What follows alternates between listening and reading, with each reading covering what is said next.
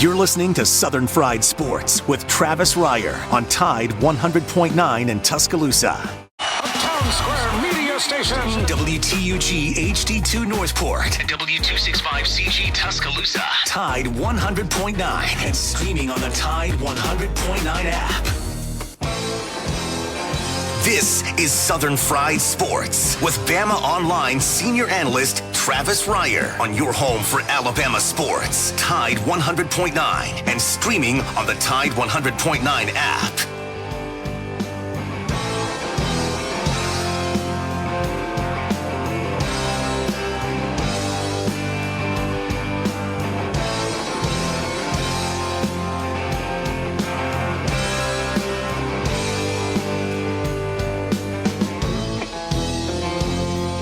Make it through this year, I think I'm gonna put this bottle down. I guess as time goes on, I'll grow to miss it less than I will now. And I think I'm gonna tell her that I'm gonna go away for a while, till I can get this demon out.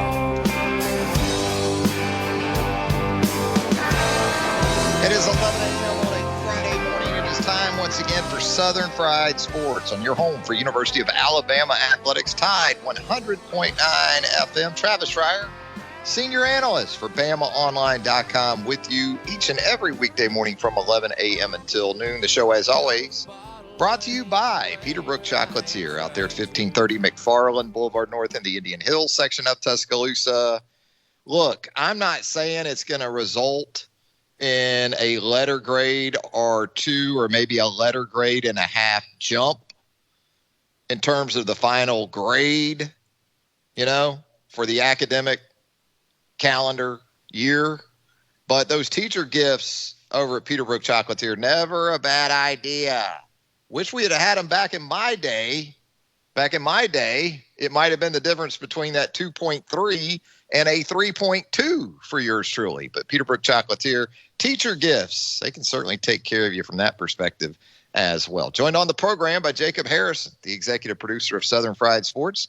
And together, we combine to form the 60-minute band of Sports Talk Radio. Jacob, how you doing this morning?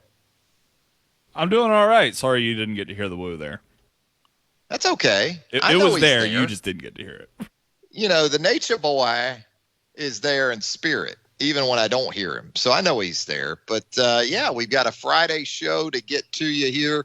A lot to talk about on this Friday, but certainly always room for you as well. 205-342-9904. That is the Peterbrook Chocolatier studio line if you'd like to jump on board with us. I see here, Jacob, where Jalen Waddle now listed among the Alabama players that will, in fact, be on hand for opening night of the 2021 NFL Draft. How about that? Next Thursday. I mean, we're inside a week. I bet Jacob Harrison's not able to sleep at this point. You able to get any sleep right now with the draft so right here upon us, Jacob? I sleep like a baby. But, I am still excited, though. 13% of the guys that are going to be in person at the draft are going to be from Alabama. That's hype. And also, Christian Barmore, when he gets drafted, can go up there and give old Roger Goodell a big old hug in front of 50,000 people. That's incredible. Yeah, and might have 6 drafted, may not have all the draft picks there and have 13% of the potential first round picks there, I guess, and still could have 6 taken. I guess, is it Najee of the group that's not going to be there? Who's not going to be there of the potential 6, I guess, is what I'm thinking of right now. Landon and Najee are the 2. Okay. All right. There you go. But we're going to get you ready for the draft coming up throughout the program. We're going to talk some SEC football because you still have a couple of spring games out there of note coming up this weekend. Texas A&M with Jimbo, Lane Kiffin and Ole Miss, Tennessee with Josh Heupel. You got some quarterback situations you're still trying to figure out with a couple of those. Not so much, as we know, over at Ole Miss, Matt Corral back after a big season in year one under the Lane train, riding the Lane train over there in Oxford. So we'll talk some Southeastern Conference football with you as well. 205-342-9904. That is the number to call if you'd like to jump on board. Just terrible news out of Los Angeles yesterday evening into the nighttime hours. Terrence Clark, who previously spent the year at the University of Kentucky, dies in a car accident in Los Angeles. Just 19 years old. Everything in front of Terrence Clark, everything you've heard or read about him at least, just a guy with an infectious smile, lit up every room he walked into. Obviously, a mega talented young basketball player with a great future on the court right there in front of him. Gone too soon at the age of 19. I've about had it with Los Angeles, okay, for the last couple of years. Between Kobe, between Terrence Clark now, Tiger Woods and his situation out there in the LA area. Just terrible, terrible news out of Southern California yesterday. And we certainly send our thoughts and prayers to the Clark family, his loved ones, his friends. 19 years old. Hey, we are going to get into some more of our talk from yesterday, by the way. We posed the question yesterday. You can take one Alabama player, past or present, to build an NFL team around in 2021. Who are you taking? Jacob Harrison and myself both went with Tua. I made the case for Will Anderson as an edge defender. Yeah, that's right. After just one season. What if you could go back, though, Jacob Harrison, and understanding, hard to project players that cross eras in professional football just because, guys continue to get bigger, stronger, faster, and the game itself, how it's played, continues to change. But it seems like there's one guy I can think of from back in the day, or at least a good bit back in the day. If you go back 20 plus years, let's say, if you went back 20 plus years and tried to pick out one former Alabama player that would fit in today's game, I think that's a pretty easy one, isn't it? Should be pretty easy. Derek Thomas. Derek Thomas had that pass rush ability that you could pretty much use in any era, and especially in this one, more so in this one. Here's the thing about Derek Thomas that I find kind of amazing, and I understand back in his era, you still had some guys like LT. You had Lawrence Taylor around. You had some really good outside linebackers back in that era as well. Derek Thomas, in his 11-year career, Jacob Harrison, did you know Derek Thomas was All-Pro just 3 times? And I know, look, 3-time All-Pro, that still equates to a Hall of Fame career. Don't get me wrong. But when I saw that number, I was thinking 11 years, Derek Thomas probably All-Pro for half of those. And again, All-Pro, that's a whole nother level from, say, Pro Bowl. I think people get a little bit mixed up on that or think that they're comparable. You're All-Pro, you're one of 20 guys, 25 guys, basically. You make a Pro Bowl, that's AFC Pro Bowl, that's NFC Pro Bowl. And you're talking about 80, 90 guys, maybe, in some instances. So a whole different realm of achievement when you talk about All-Pro. But I was a little surprised to see DT just 3-time All-Pro in 11 years with the Kansas City Chiefs. 205-342-9904. Let's go to the Peterbrook Chocolatier studio line right now and check in with Corey on a Friday morning. Corey, how are you doing? Hey, Travis, how you doing this morning? I'm doing great, sir. Thank you for asking. Did you see Landon Dickerson's interview with the NFL draft people this morning? Was it the one where he said he set up his carport for workout? Yeah. I have a question. I did catch a snippet of that. That's pretty amazing, isn't it? Is that something he's supposed to do, or is that against NCAA rules? I don't think they probably, assuming it actually went off the way Landon presented it, I don't think it would be preferred in a pandemic, first and foremost. I would think you would be more worried about maybe CDC regulations superseding even NCAA mandates at that point. But I don't know what a statute of limitations is on something like that, but it made for a hell of a story regardless, right? But it's nothing the NCAA would enforce or anything. Here's what I think. I think if I'm Alabama compliance, and again, when I talk about some of the worst jobs in all of sports, compliance officer at a Power 5 university ranks near the top of that list, along with sports information, probably. Those are the jobs I'd probably least prefer to have, having to deal with all these different people and stuff. It just seems like a lot of sports information people are just miserable all the time. I wouldn't want that in my life on a daily basis. That's not the. I would think if you are a compliance worker and you hear a student athlete, past or present, outline that sort of scenario, you probably cringe. You at least cringe a little bit, Corey. Well, but I guess what I'm saying is I think Alabama's okay. I think Alabama's going to be okay. And again, it's a heck of a story. Yeah, but the main reason why I called was, what do you think about this Louisiana series coming up this weekend? I think everything for Alabama probably from this point forward is a dogfight because with the injuries and the lineup being what it is at this point, Montana Fouts is going to have to continue to be that dominant force that has struck out 10-plus batters in, 5 straight starts now? She's going to have to be that good.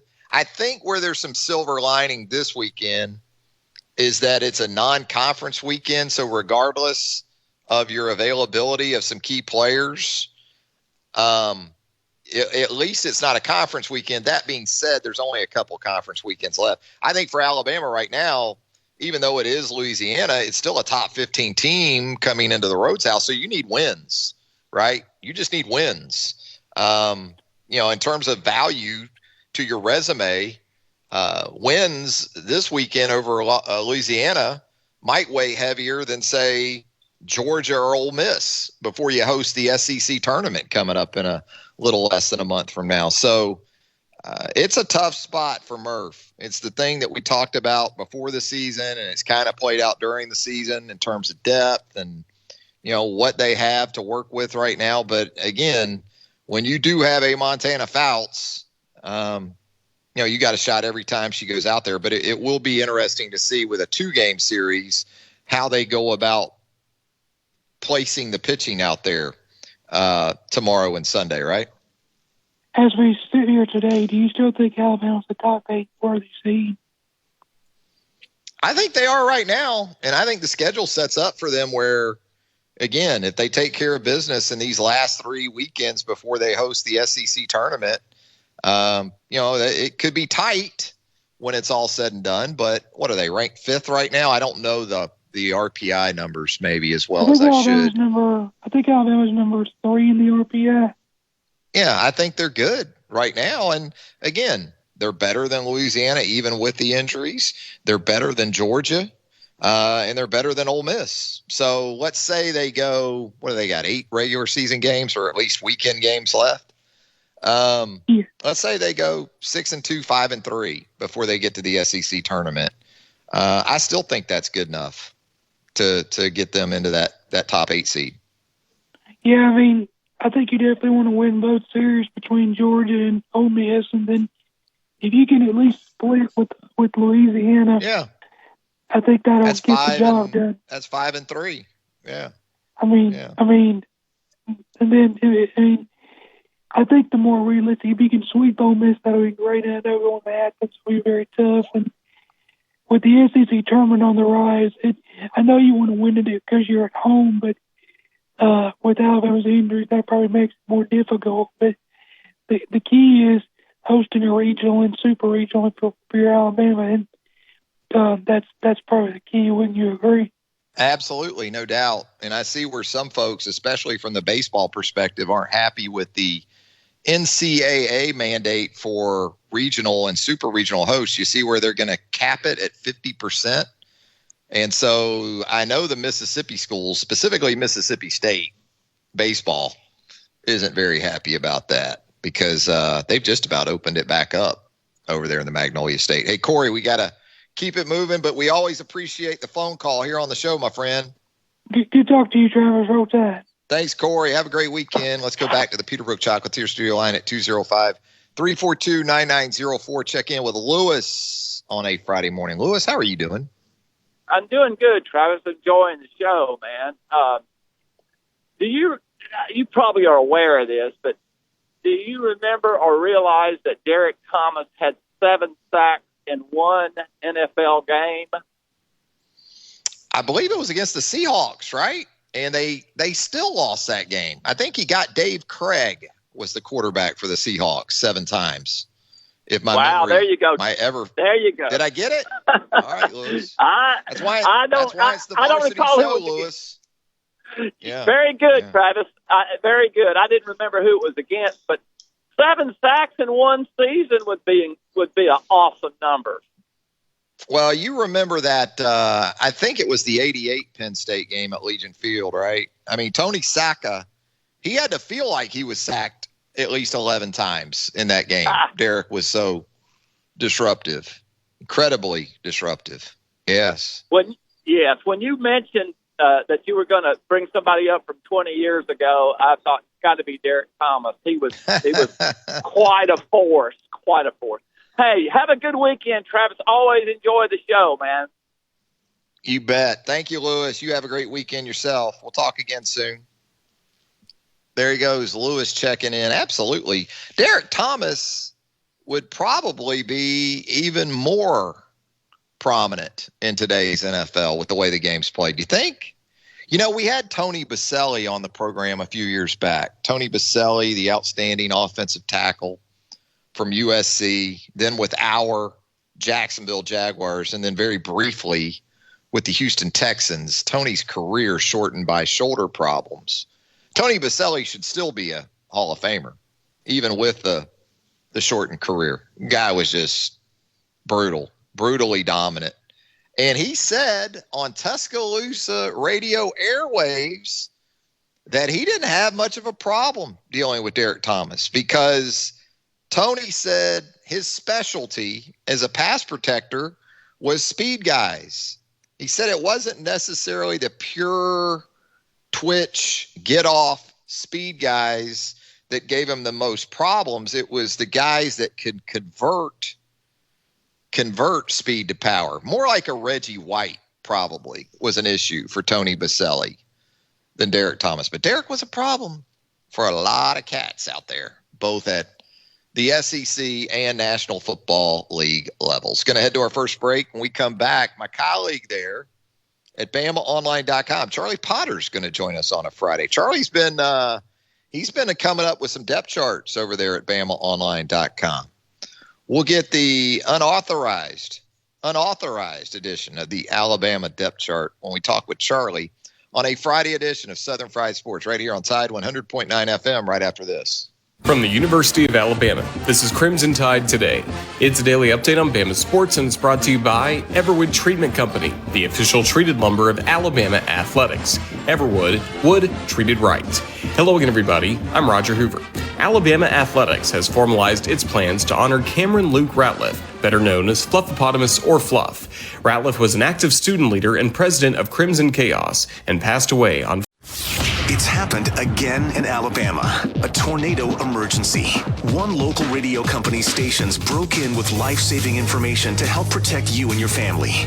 That company was our company, Town Square Media. And here on Tide 100.9, we stand committed to do our part for the city and towns we love. When tornadoes touch down in Tuscaloosa, count on Tide 100.9 every time.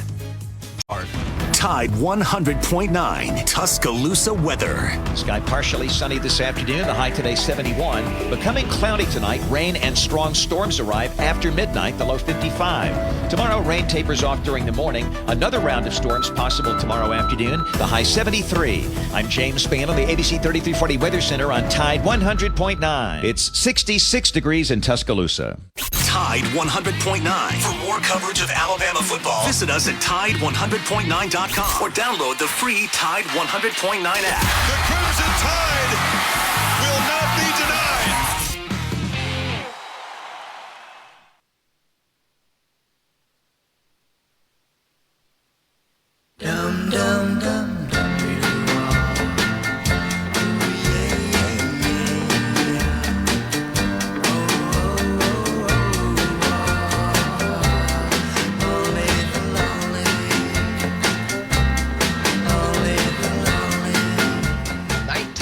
36 birthdays the last couple of days.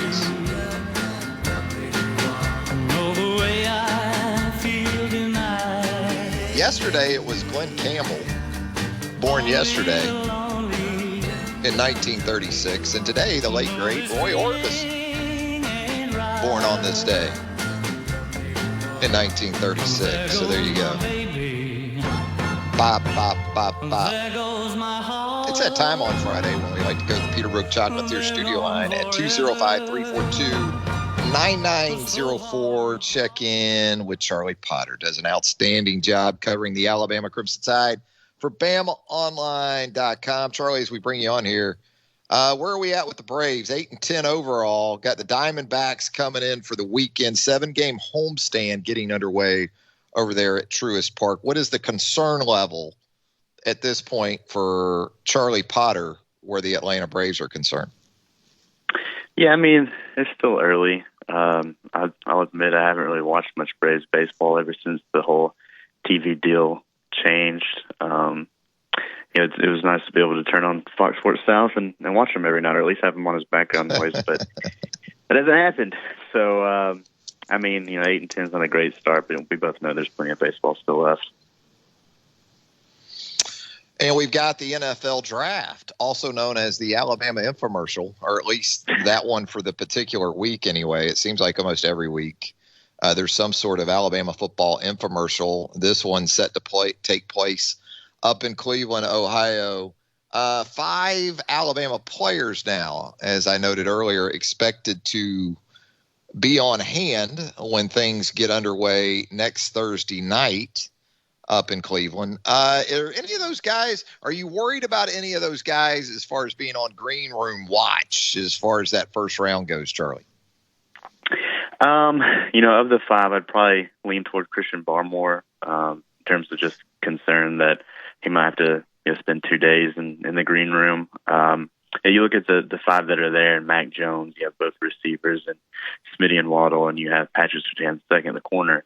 And, you just look at mock drafts from anywhere, really, and all 4 of those guys are, projected to be first-round picks and likely to go in the top half of the draft. But, Barmore is a little less consistent. I think Alabama has a shot to have 5 or 6 guys drafted in the first round, and we all know that 6 is the record, which Miami set in the early 2000s. And, a guy like Barmore is in that mix. It's just, like I said, it hasn't been as consistent when you look at mock drafts. And mock drafts aren't the end-all, be-all, but that's what we have to work with at this point. I think he and a guy like Najee Harris and maybe even a Landon Dickerson or an Alex Leatherwood, could hear their name called at the end of the draft. It depends on how the top half goes and how the linemen come off the board and things like that, the other skill positions like receiver. But of the guys that are going to be in Cleveland, I think Barmore would be the guy that could be, having an extended stay in terms of sitting in the green room.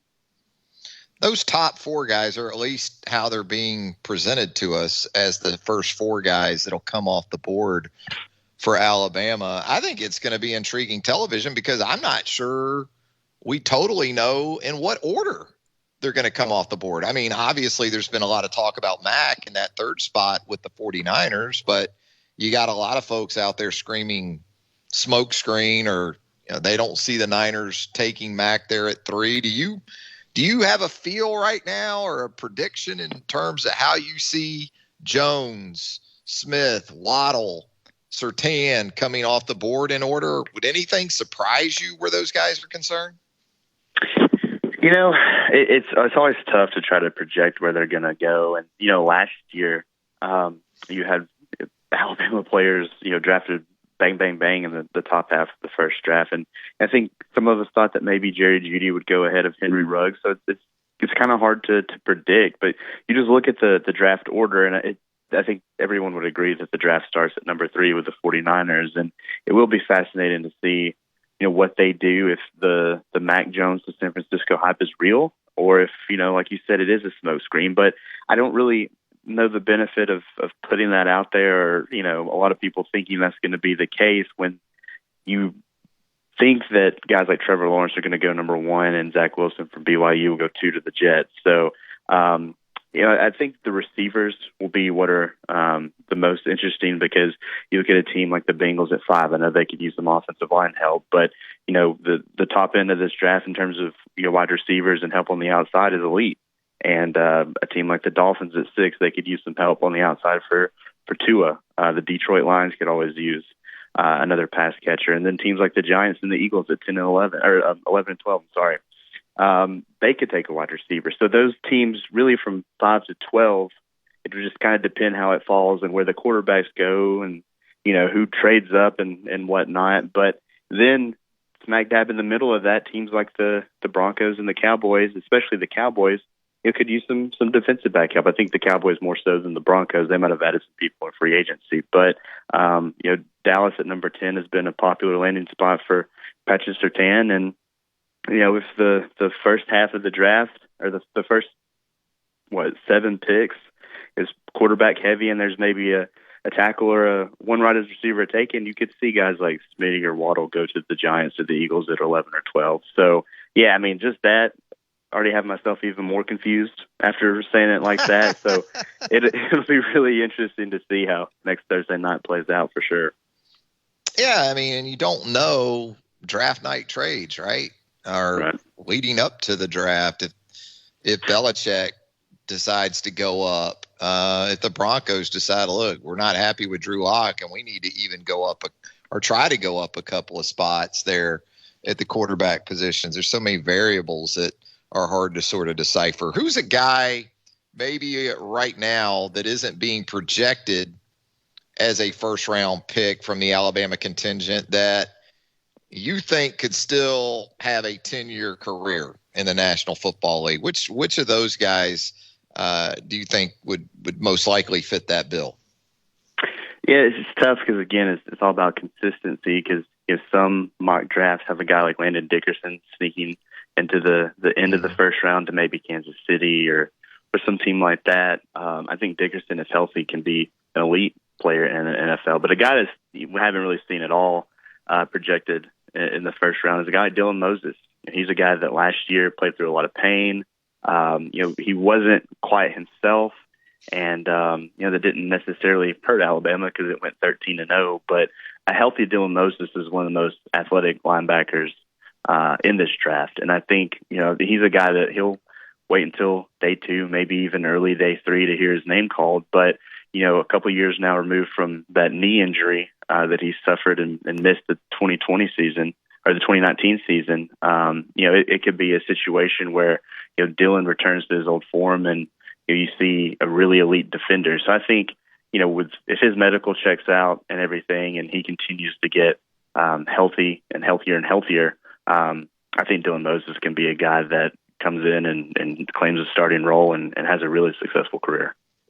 Yeah, we talk about the potential for 4, 5, 6 first rounders, but there's still some guys that, from a value perspective, with Alabama ties that are very much in play. Dylan Moses, it's kind of amazing how he is flying under the radar to the extent he is, given the expectations for him going into the 2020 season. Alex Leatherwood, potentially one of those guys as well, if he doesn't find a way into the first round, between his ability to play a couple of different positions. And certainly from a character standpoint, you're going to love everything you get with Alex Leatherwood. So good stuff with those guys. Let's talk about Alabama football looking ahead to the 2021 season. I know you have issued the unauthorized, unabridged account of the Alabama depth chart here in the last couple of days, Charlie. I guess offensively, it can get a little tricky with an emphasis on the offensive line and also wide receiver,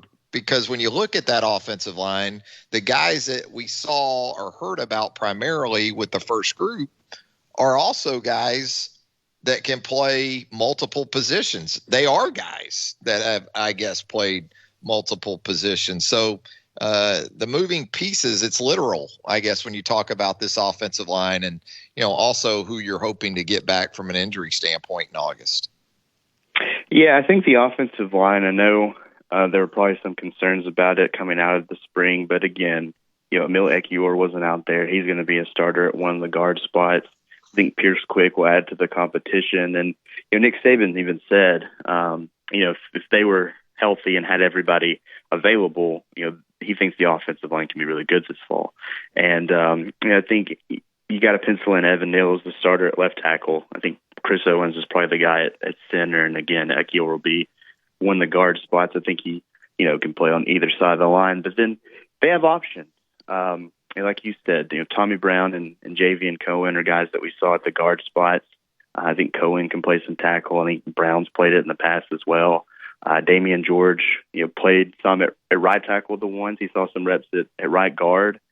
Kendall Randolph is Mr. Versatility with being able to play tackle, and I think he can play some guard, and he's a pseudo tight end for that offensive line. So those are just guys that have been in the program now for at least a year and an additional spring. But then, guys like Tommy Brockermeyer and J.C. Latham, the 2 5-stars, I think are guys that people shouldn't sleep on. So I think the good thing for the offensive line is it's still a work in progress, but they have plenty of options to choose from, and it's all about finding the 5 best players.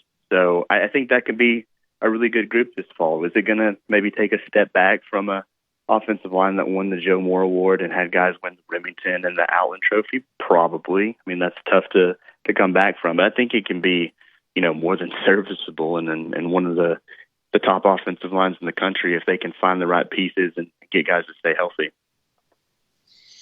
Wide receiver Ajay Hall announced his presence, sort of like John Mechie a couple of A-days ago. That number 3 spot, is that where the competition starts? We talk about the NFL draft and the 3rd pick. Is the 3rd spot in that wide receiver rotation where the competition really picks up? Or, assuming John Mechie is obviously safe at the top spot, Slade Bolden's played a lot of football last year anyway, in the slot primarily. Is that what we're looking at with Ajay Hall and Javon Baker, Trayshawn Holden, some other guys, Xavier Williams in that mix? I think so. I mean, I think John Mechie is the clear number 1, and Slade Bolden has 3 starts under his belt from last year. So the guy that stepped in admirably for Jalen Waddle. So I think that finding that 3rd and really 4th and 5th guys is going to be important because I think there were some inconsistencies from the other players this spring. I think Javon Baker, Trayshawn Holden, Xavier Williams, those are guys that pretty consistently worked with the first team, but they had some drops, and that was apparent in the A-Day game. The same goes for the young guys, Dayu Jones-Bell, Ja'Cory Brooks, Christian Leary, and of course Ajay Hall. Worked with the 2s for the most part, and the scrimmages that were closed to the public, they dealt with some drops too. And I know Ajay Hall had a really big A-Day game, and maybe that'll be a sort of coming out party for him, and he's a guy that takes on a big role for this offense. But I still think there's a lot of work ahead for this receiving core. I don't think the competition is really settled there, but they have some options. They have some guys that have been in the program and some young guys they feel pretty good about, and it's a shame really we didn't get to see Brooks and Leary in the 8-8 game and see what they can do. But a guy like JoJo Earl, he's a guy that's coming in. He has some experience as a returner, but he's an electric playmaker, and I think will be in the mix as well. So I think that kind of figuring out this wide receiver rotation really will play into the spring a lot like the offensive line, and figuring that out will. But there's still time. There's time for these young guys to settle down and to be more consistent. And I do think, though, like you said, it starts at the number 3 spot and then trickles down from there to round out this rotation. Defensively, no Will Anderson, no Christian Harris at the linebacker level in the 8-A game. No problem, as saw some guys step forward, young guys like Chris Braswell. Deontay Lawson, very impressive as an early enrollee at inside linebacker. And I guess most importantly, it looks like Jalen Moody isn't getting caught up in the noise about the potential for Henry To'oTo'o to join that mix there at inside linebacker. He seems intent, Charlie, on just making such a strong case for himself that it's going to be really hard to keep him off the field alongside Christian Harris, regardless of what happens. Yeah, I thought Jalen Moody had a really good spring from start to finish, and he's a guy that manned that will linebacker spot opposite of Harris, who moved to the mic, and he's a guy that he played really well in the Arkansas game last year, and that really carried over. I think he sees the opportunity that's in front of him, and he's taking advantage of it. And that says a lot too, because like you said, one of the biggest takeaways for me from the A-Day game was just the depth on the defensive side of the ball, especially up front. And that inside linebacker room without Christian Harris, without Shane Lee, they didn't really, miss a beat. Maybe there was some hiccups. I know there was a mental error on the touchdown to Cameron Latou, but guys like Moody and Lawson and Kennedy and Bratton, they played well. And I think for a position that loses guys like Dylan Moses and Josh McMillan and Ali Cajo, that's some big attrition for a group that we've seen that's been hit by injuries and have to play true freshmen and guys that aren't ready. But I think the depth of that position is really good. It's really good on the defensive line and an outside linebacker too. But I think that says even more about the spring and the consistency from a guy like Jalen Moody, that he's able to hold off a lot of these talented young guys and maintain that spot in the first team. And, we'll see what happens in terms of if Alabama's going to add another piece to the puzzle on defense and bring in a guy like Henry To'oTo'o. I think he would obviously, compete for the job and everything. But Jalen Moody, showed that he's not ready just to back down and give it to anybody, that this is a job that he wants and he's going to fight for it. And right now he's the leader in the clubhouse to be that will linebacker exiting spring. Similar, I guess, at the corner opposite Job too, right? With Armour Davis. And by all accounts, Jalen Armour Davis, a guy that's been around, a program veteran as he's qualified to call himself at this point, and seemed to take that corner job by the throat. But that's not going to stop anybody from kind of continuing to talk up JaQuincy McKinstry, understandably so. He made a nice account of himself in the spring game, and you got some guys that weren't entirely available in the spring. So that's another competition that you're going to, I guess, have to keep your eyes on well into fall camp. Yeah, and I do think that Jalen Armour Davis, played well this spring, and he's a guy that went wire to wire just like Moody with the ones. And, he has a prime opportunity in front of him. And just like Moody, he's grabbing it, like you said, by the throat. And there's going to be competition. I think it's going to, continue. But, when they start preseason camp in a few months, I expect number 5 to be there on the outside. I do think that guys like Kool-Aid and Marcus Banks are stiff competition for him. They're not going to make it easy. You think about other guys that have been in the program now for a little bit, guys like Ronald Williams and Brandon Turnage.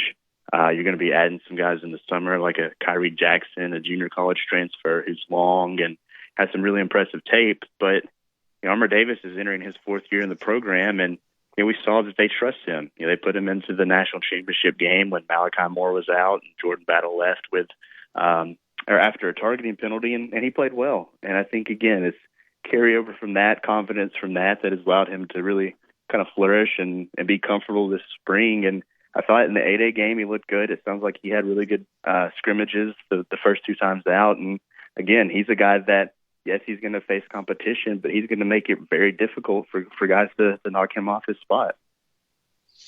Well, Charlie, we always appreciate you and your spot here on Fridays with us on Southern Fried Sports. Always great stuff there at BamaOnline.com. Be sure to check out Charlie and the rest of us there at BOL on a daily basis. And if you haven't already, you can certainly follow Charlie on Twitter at Charlie_Potter, P-O-T-T-E-R.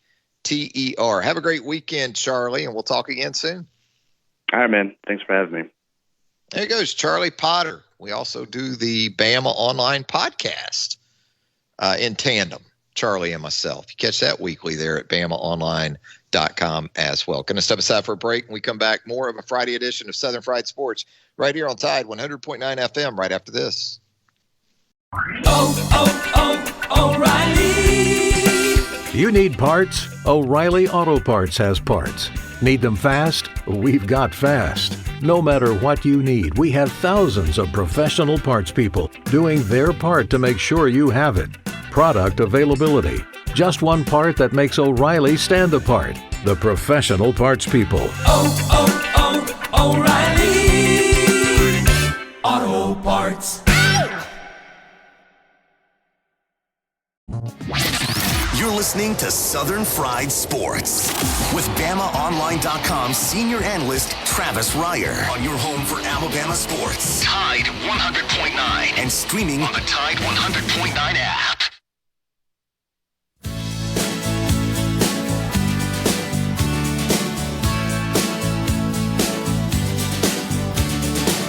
Every time I look into your loving eyes,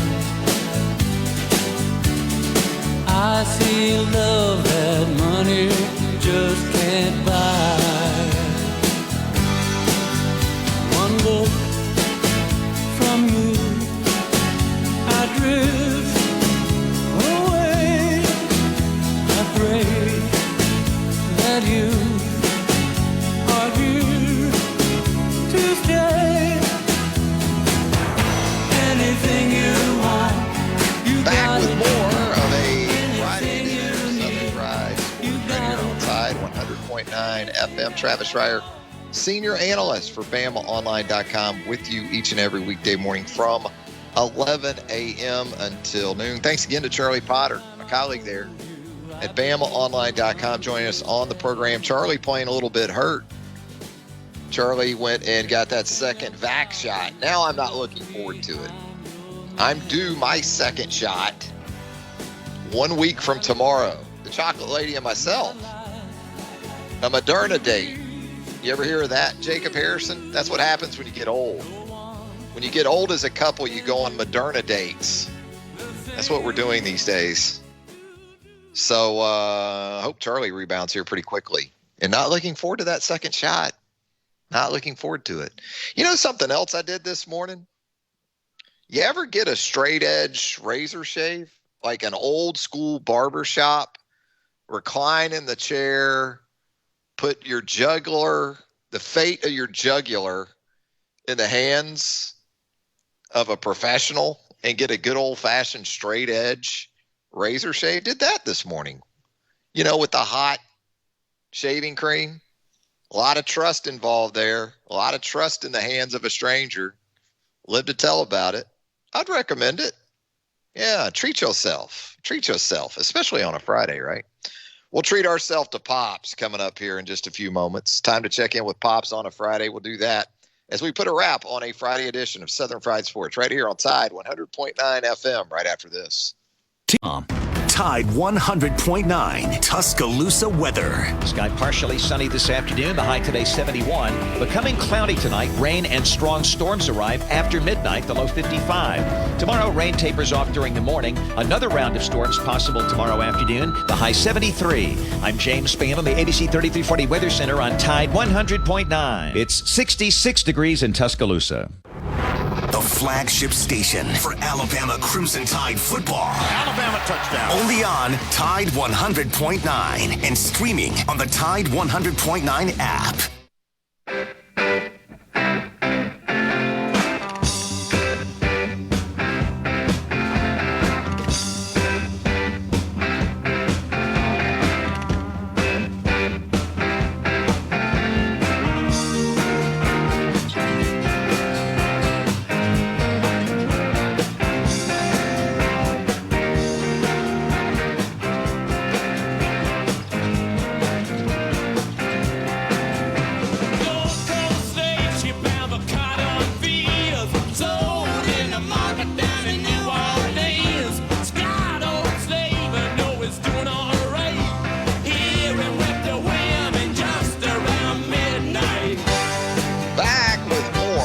Friday edition of Southern Fried Sports right here on Tide 100.9 FM.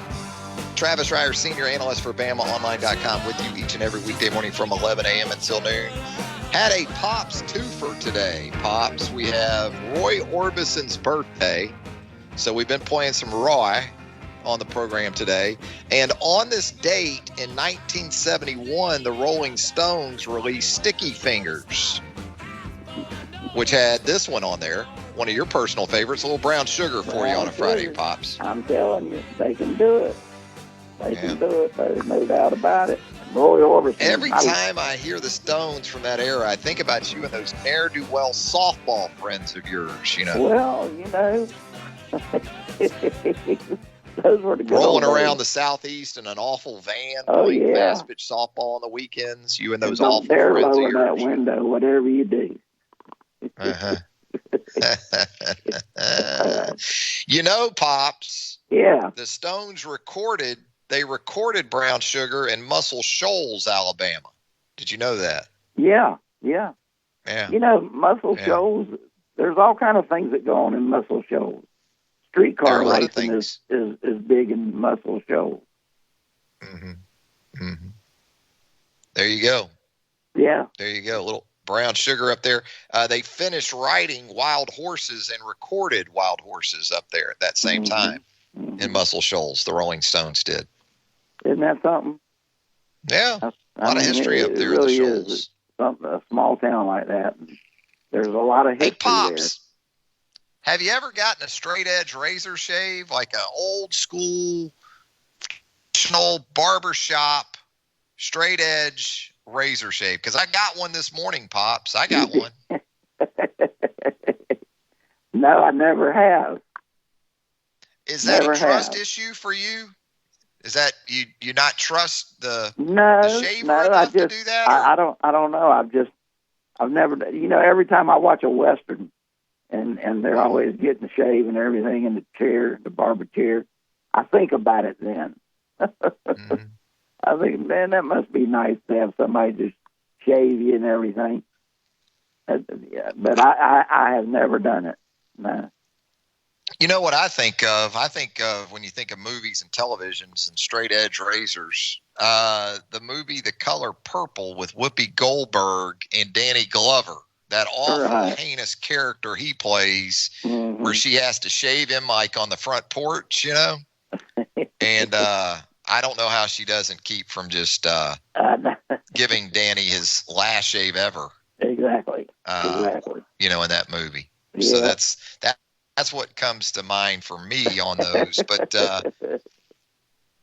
Pops, we were able to play some golf earlier in the week. Yeah. I thought you acquitted of yourself quite nicely. Well, I don't know about you seemed that. to enjoy yourself, and you got through it pain free. It looked like. Well, that part I did. I really did enjoy it. And I was really happy that I could swing the club without my shoulders bothering me or anything, you know. So that was great. That was great. I really did enjoy it. You're coming off that rotator cuff. Yeah. And hit some good shots, Pops. I mean, well, you I made don't some know. pars, Like I say, you know?